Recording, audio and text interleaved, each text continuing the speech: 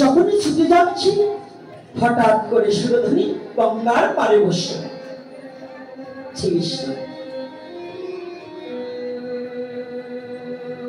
এই গঙ্গার পারে বসে বসে এক ভক্ত একখানা শ্রীমদ ভগবত গীতা অধ্যয়ন করছে।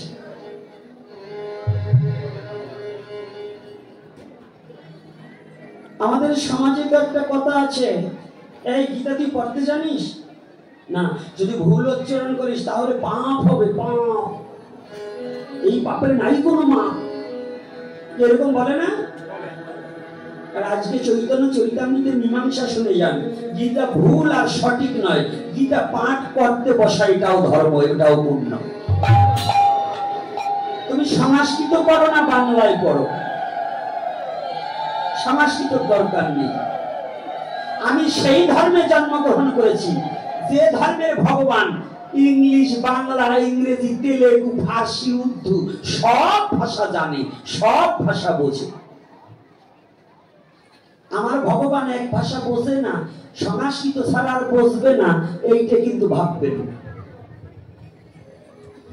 এইটা ভাবে মূর্খের দল যে ভগবান বুঝি সংস্কৃত ছাড়া আর কিছু বোঝে না। এখন যারা সৌদি আরবে জন্মগ্রহণ করেছে তাদের মাতৃভাষা আরবিতে, তাদের আক্ষরিক জ্ঞান আরবিতে। হিন্দুরাও কিন্তু দেশের কলেজ ভার্সিটিতে আরবি পড়ে না? হিন্দুরা কি পড়ে? কথা বলে না। সৌদিতে কি পড়ে? আরবি পড়ে না? তো আরবিতে গীতা প্রকাশ হয়েছে এটা জানেন? হ্যাঁ, এখন বর্তমান আন্তর্জাতিক খ্যাতি সম্পন্ন সোসাইটি ইসকনের মাধ্যমে অভয়চরণ ভক্তিবেদান্ত প্রভুপাদের কৃপায় মহাপ্রভুর আদর্শটাকে প্রচার করেছেন আজ ইসকন। সেই ইসকনের নেতৃত্বে আজ সৌদি আরবের গায়ে আরবিতে লেখে গীতা প্রকাশ হচ্ছে। কতটা ভালো করে জানবেন। তাহলে আমি সেই ধর্মের পূজারী যে ধর্মের ভগবান সব ভাষা বোঝে কি না?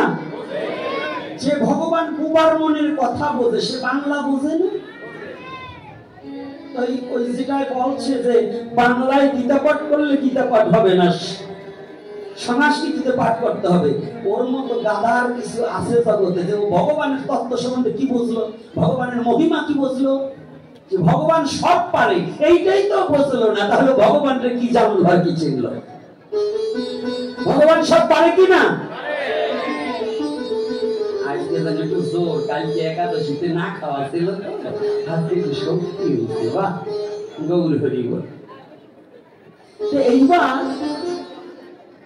গীতা পাঠ করছি, যে ব্যক্তি পাঠ করছে তার নাম কি গো?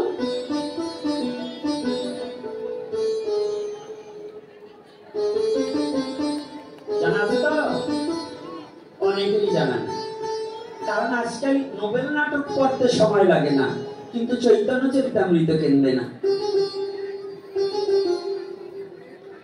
আজকাল চৈতন্য চরিতামৃত কেনবে না। চৈতন্য চরিতামৃত বললে ওই ব্যক্তির নাম ছিল ব্যঙ্গ ভট্ট।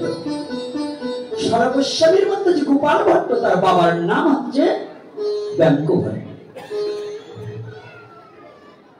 এই ব্যঙ্গ ভট্ট বসে বসে, ব্যঙ্গ ভট্ট যদিও ব্রাহ্মণ কুলের সন্তান তথাপিও অতটা শিক্ষিত ছিল, আক্ষর জ্ঞান কিনা।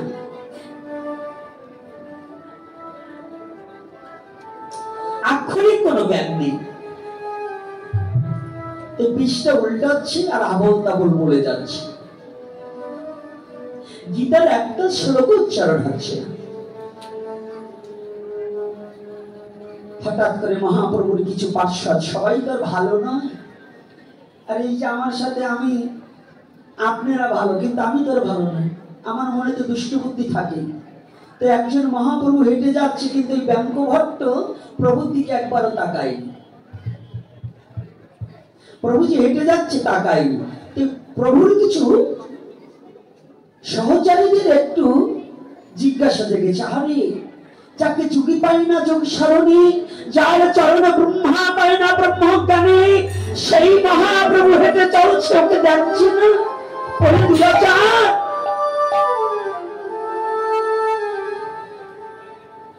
আমার প্রভু চরণে একটিবার শরণাপন্ন হই না, ও কি এমন গ্রন্থ পাঠ করছে যে সেই গ্রন্থের জন্য আমার প্রভুর চরণখানে একটু দর্শন করছে না?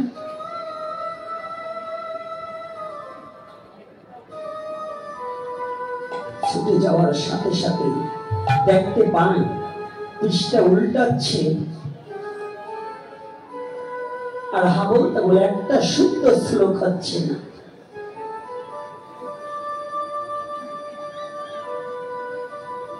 ওই দুজনে এসে বলছে, হ্যাঁ কি মূর্খ, গীতা পাঠ করছে, ভুল।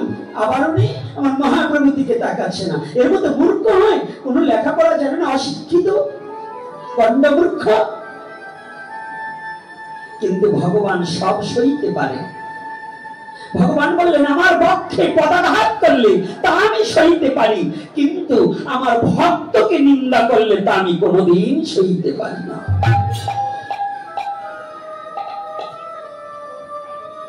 ভক্তবৎসল ভগবান কবুল হরি। এই ভক্তবৎসল ভগবান কবুল হরি বললেন,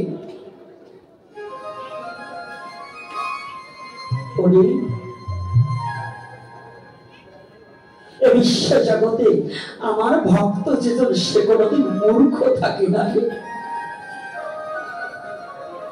তোমরা যাকে মূর্খ বলছো, শুধু বাহ্যিক দৃষ্টিটা দিয়ে তাকে দেখলে, কিন্তু তার অন্তরটা তোমরা কেউ দেখোনি, সে কত বড় জ্ঞানী।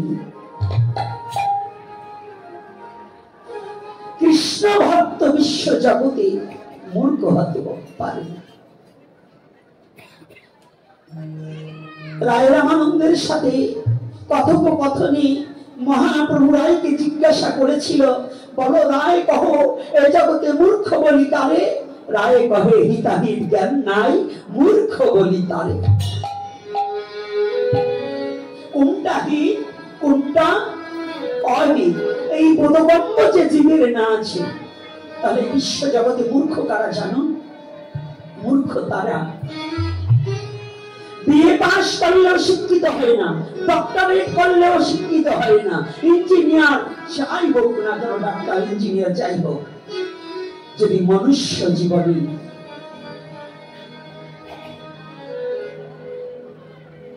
ওই মানুষ যদি মনুষ্য দেহ পেয়ে,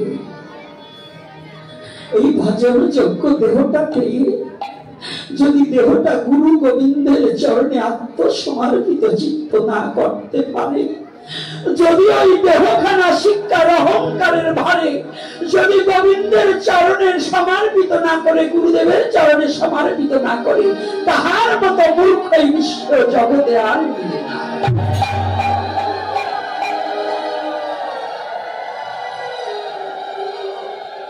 কোথায়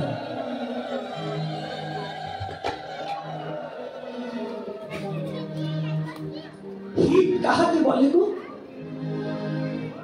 হিত মানে ভালো ভালো। একজন আমাকে 10টা টাকা দিল, একজন আমাকে 2 লক্ষ টাকা দিল, তাতে কি আমার হিত করে দিল? না। এমনও তো বাচ্চা বাচ্চা কোমলমতি ছেলেদের হাতে 1 লক্ষ টাকা দিয়ে একটা বন্দুক ধরিয়ে দিয়ে তাকে কিন্তু অনেকজন সন্ত্রাসীও তৈরি করছে। টাকা দিয়েই সে আমার হিত করলো, এটা নয়। ওমা, হিত সে করলো কে জানো?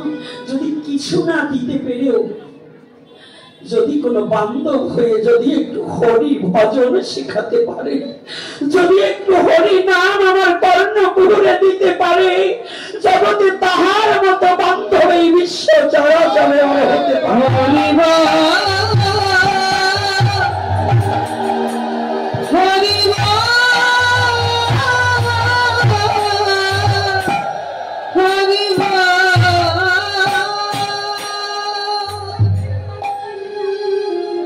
পুত্র হলে দুঃখ যায়, শাস্ত্রের লিখন। কোন পুত্র?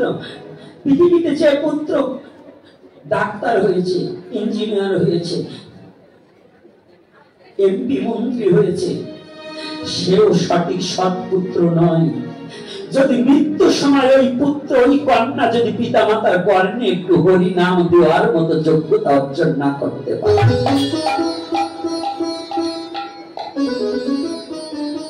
সেই পুত্র হতে পারে বিশ্ব জগতে।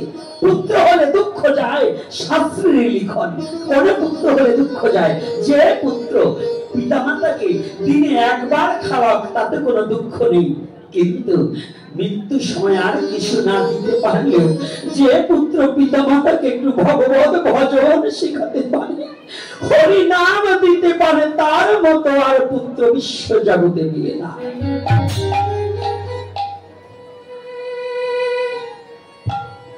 দুদিনের পাঠে আমার পোষায় না, দুদিনের আলোচনায় কিচ্ছু বলা যায় না।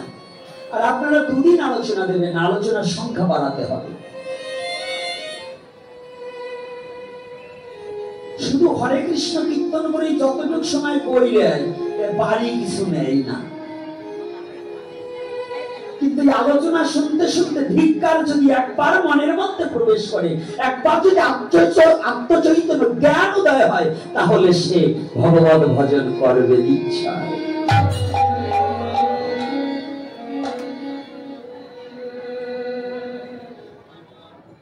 আজকে ভগবান বলেন আমি সব সরিয়ে নিতে পারি, কিন্তু আমার কৃষ্ণ ভক্ত নিন্দাকারীকে আমি কখনো ক্ষমা করি না। এজন্য বৈষ্ণব বন্দনায় বলছেন, কি বলেছে? হরি স্থানে অপরাধে তরে হরি না, তোমার স্থানে অপরাধী নাহি যারা। ভগবানের চরণে অপরাধ করলে, হরি নাম করলে সে পবিত্র হয়ে যাবে, সে মুক্তি পেয়ে যাবে। কিন্তু যদি ভগবানের প্রিয় ভক্তের কাছে কেউ অপরাধ করে, সেই অপরাধ ভগবানও খণ্ডাতে পারে না। এজন্য সাবধান, সাবধানতার সহিত